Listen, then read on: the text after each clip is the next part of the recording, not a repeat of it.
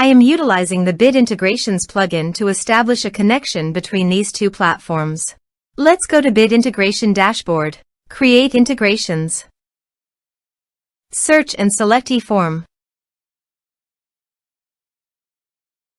Choose a form. Next. Search and select action. Zendesk.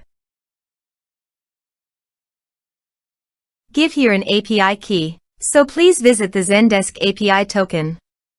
Add access token. Give here a meaningful name.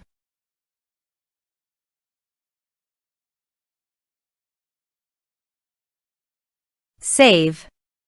Copy the API token and paste it here.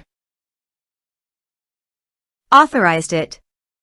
Authorization is successfully done. Next. Choose an action. Map the respective fields.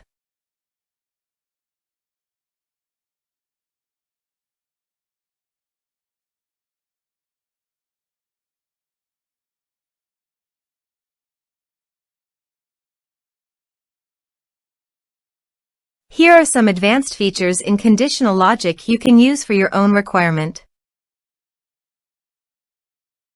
Next. Finish and save it. Let's submit the form.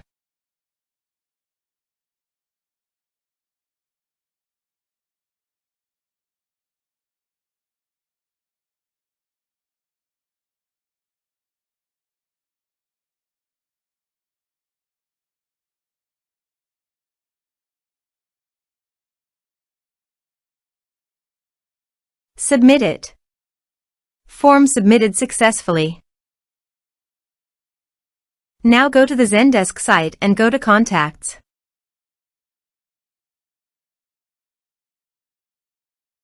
You can see the data came successfully on the Zendesk site.